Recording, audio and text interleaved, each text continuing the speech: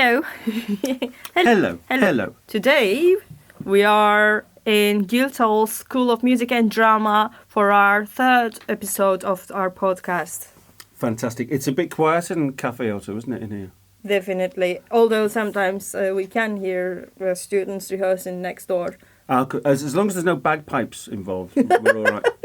Yeah, I once worked at Newcastle University and there was a guy practicing his bagpipes next door. Is that... It was impossible to work.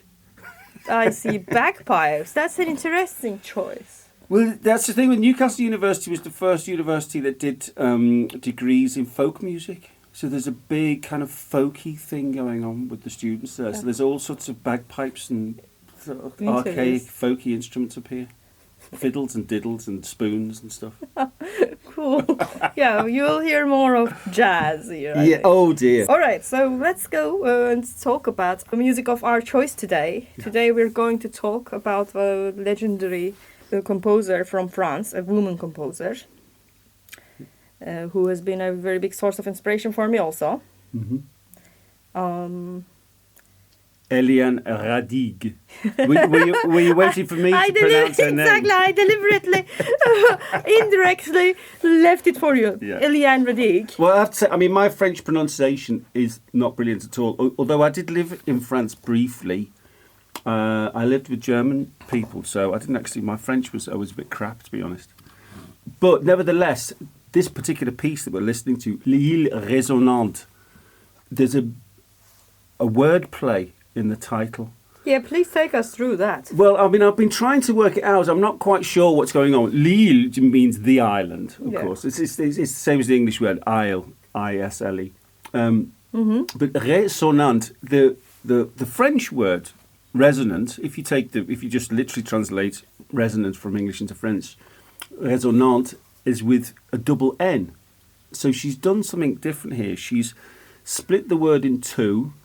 So it's a capital R, E, then a hyphen, then capital S, O-N-A-N-T-E.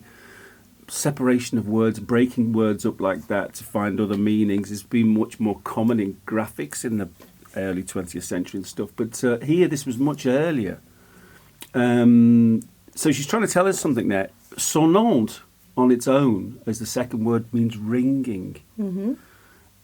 So she's obviously playing with something. Some nice puns going on there. Exactly. So it's not just resonating isle or isle of resonance or something. It's much more complex than that, yeah. I see. Also, I think what she may have done, what she may be alluding to, is the separating re on its own is like do, re, mi, fa, sol, la, ti, do. All right. So it's the second step of the scale. What a title. It's really, it's a lot to play with there. Nice. Thanks a lot for taking us through that, actually, because I didn't know about that part. Yeah. Not speaking the language. But overall, it's in itself, not only the title, but the whole piece is a lot to take in. When I say that, it's not about the length of the piece, I think, but it's about the cloud of sound, the density. The density, the big layer of sounds, and the build-up, the slow build-up, and how beautifully they evolved into bigger layers. There's so much intensity in that sense, although it sounds like a monotonous direction. There's much going on in the piece through slow build-ups. Well, there's quite a few things you touched on there. The thing for me that I got listening to it again was how blissful it is. How it's quite an easy listen, even though it's full of ideas. It's very intense. It's intense in a very positive way. It's not like the hard work of some. It's not really like harsh sounds. Nothing's harsh. Everything's warm. Everything's harmonious. That's right. So it's actually, it's the sort of thing. Dare I say, it's the sort of thing you can put on while you're eating dinner, almost. You know what I mean? You can have a conversation over this piece. No one will take, can you turn that down? It sounds like someone's scratching the paint off the wall. Yeah. I like the music I make. Well, yes, that's both of us. Sometimes. That's both of us there. Yeah, but you know, it is intentionally, and you know, it is a very beautiful, very harmonious thing, isn't it? Yes. You know, despite the density of the ideas. Yeah, it's very human also. It is created with a big machine, ARP 2500. Yeah. That's the synthesizer she uses in this piece.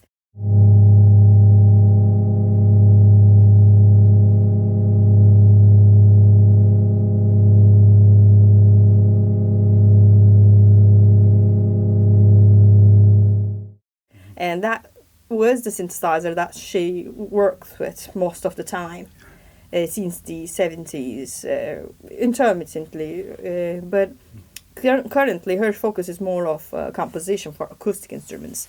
But this piece has her mastery in using that machine, that synthesizer, which you know how to use also, I think. Yeah, right? well, I have my own ARP 2600, which was the generation after the 2500. The 2500 is a bigger machine, and we do have a 2500 at the Musikhochschule in Cologne where I work.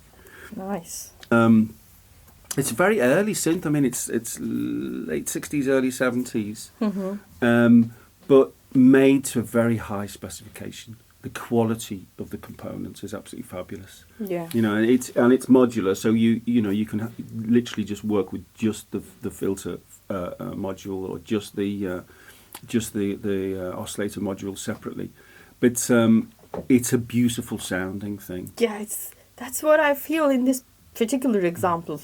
As I said, it's very human. There is a big machine, but there is some emotion and feeling in it. And maybe that's what makes it also more accessible when you listen to this piece, unlike others. I don't know if that was a deliberate choice or if that's just how it naturally evolved.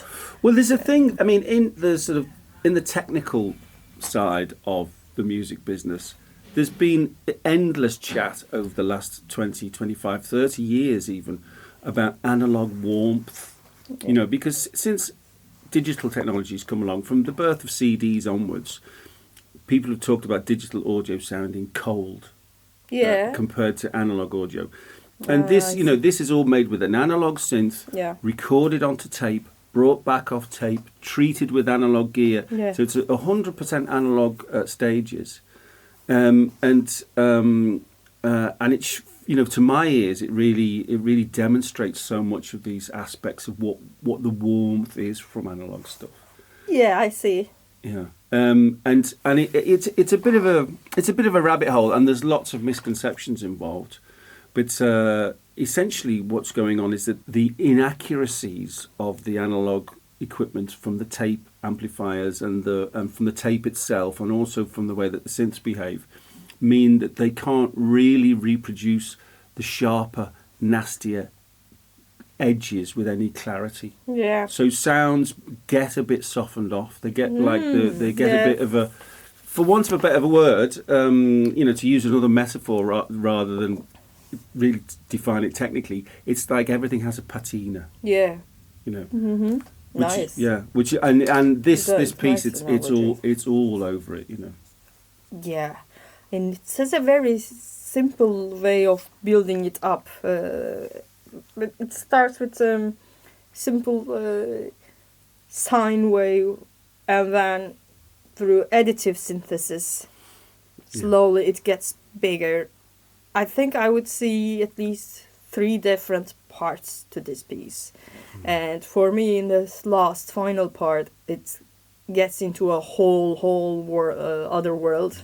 It has more depth in a way than the starting parts, and I think that has a lot to do with mastering this instrument, mastering this machine, how you interact with it, and then in the end, naturally, that's what's created a bigger density of sounds.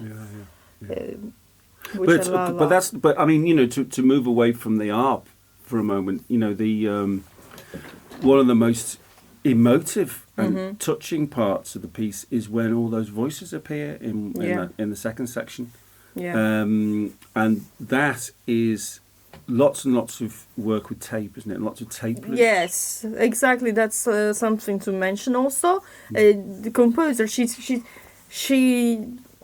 has a lot of work, tape loop work, and she did start to work with the Musique Concrète group when she first delved into this type of music, before she moved on to pure electronics, and then she uses both of these.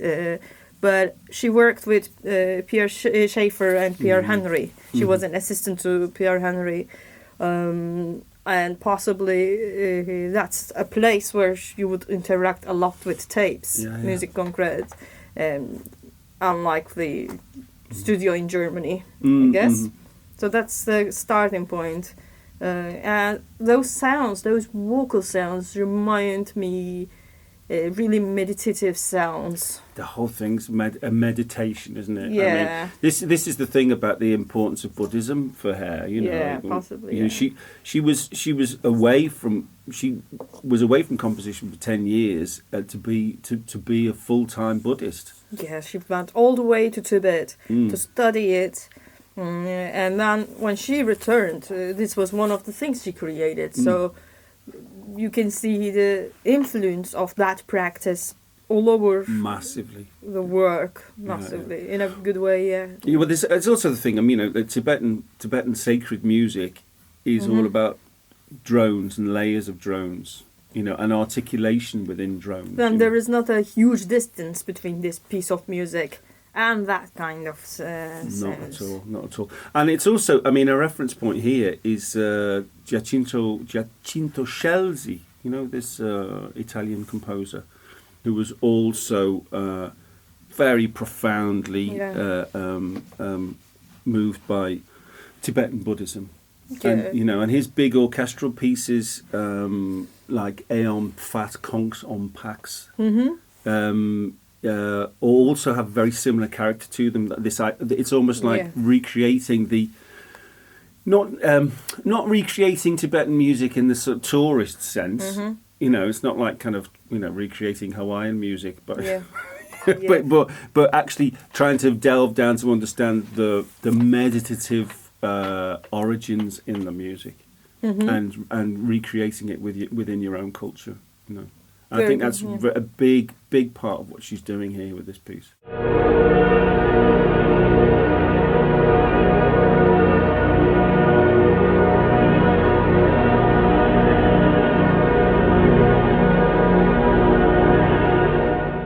And also, she might be using tape loops of organ recording in the same section. I think. Yeah, organ and voices appear, don't they, in that section? Yeah. There is also the possibility. There's a section towards the end where there's something that sounds like voices, but I'm not sure whether it is. I think she may have just been able to get very vocal-like sounds out of the harp. Oh wow, yeah, that's what I wonder. I've been investigating if those were field recordings in Tibet, or are those things generated through filtering in the instrument. So that would be something to find out about. But I also see an interaction between all these sounds, and a form that reminds me the sonata form. Well, there's that word again, sonante. Yeah, you were going to say something about that, the title, about the title. Yeah, well, because that's another, I mean, sonante, sonante, of course, means ringing in French, which, of course, I mean, I made a note, before I was thinking about the title, I made a note listening through to the piece about how you have a feeling of like a gongs and bells in the harmonics, and that's, of course, is another important aspect of Tibetan sacred music as well.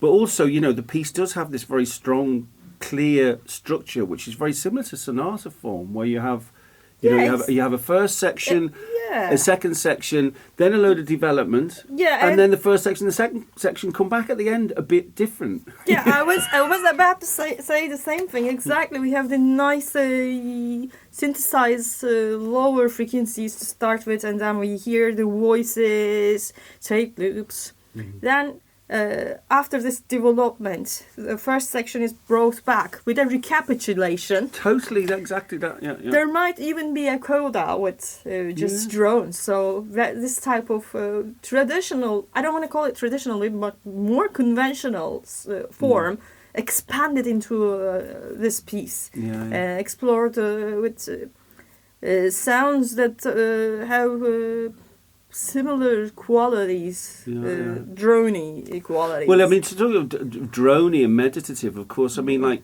if you think of the early days of sonata form, what was that sort of late 18th century with people like Haydn and Mozart, whatever? Oh, no, early 18th century, wasn't it? Yeah. But Beethoven, Haydn, Mozart. But those sonata pieces were maximum 10 minutes long. You know? Yes. This is like an hour.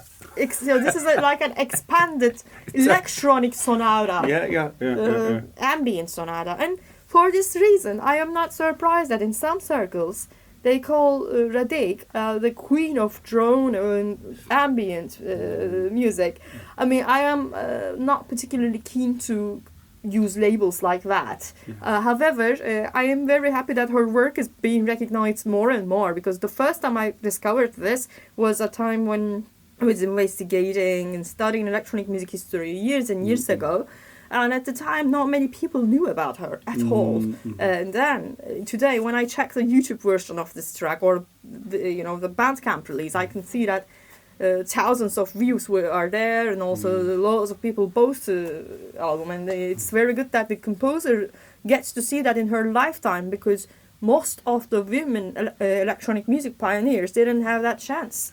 I mean, but this is happening probably much, much later. She's 80-something years old at the moment.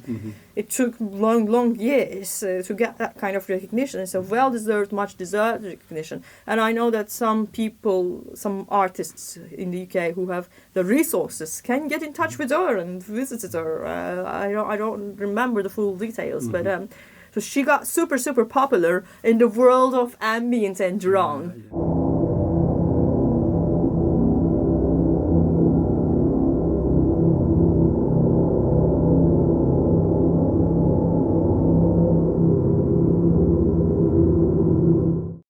It was not like that a couple of years ago, I need to be honest. So. Well, it's funny that there has this weird crossover has happened between classical electronic music and kind of pop electronic music in this ambient thing.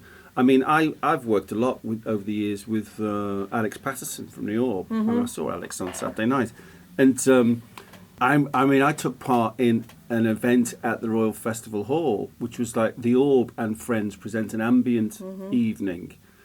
And I remember he said to us before we went on, it was like, right, boys, no drums, only I can do the drums.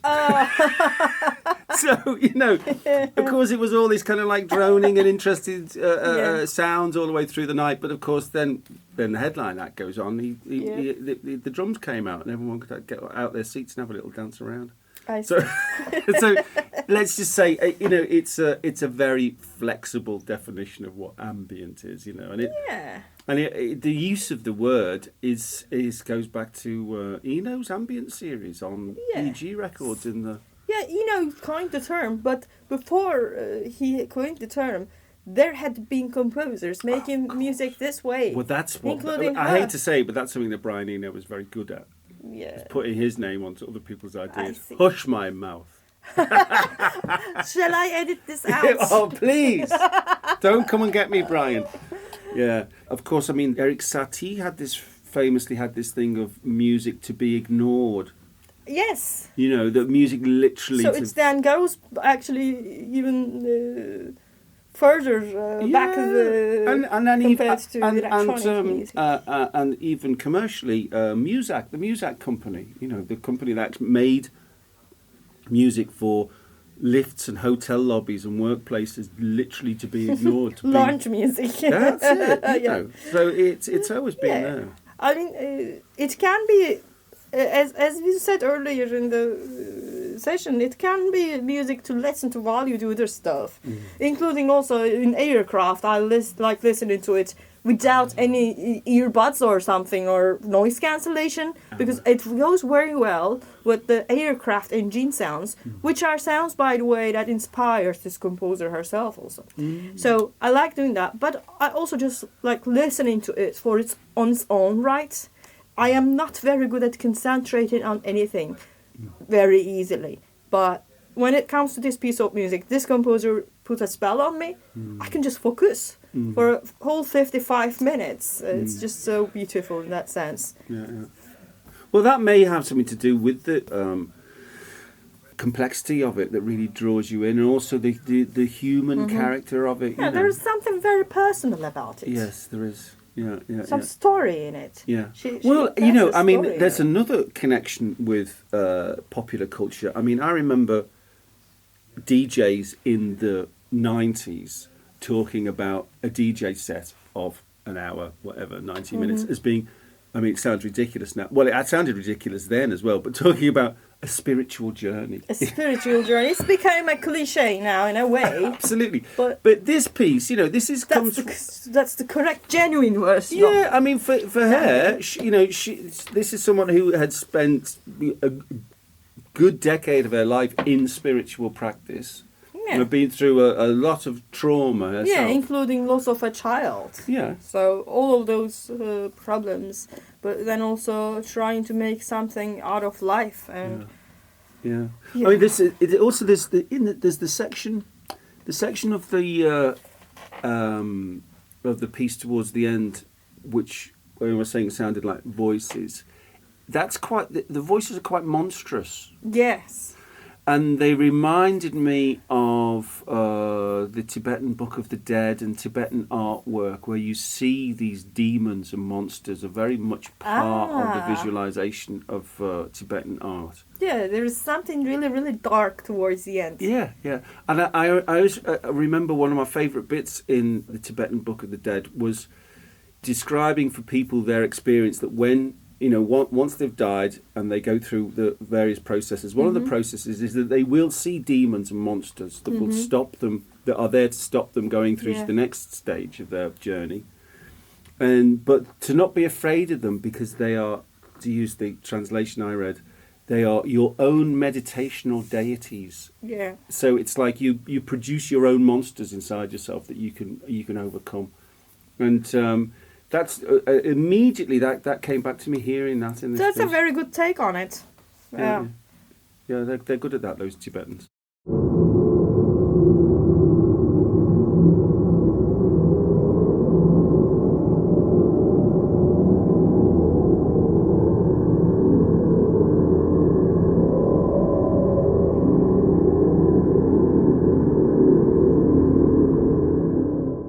Thanks for coming along to GSMD today for this session. What a lovely place. We've even got coffee. School coffee. Okay. Thanks for listening.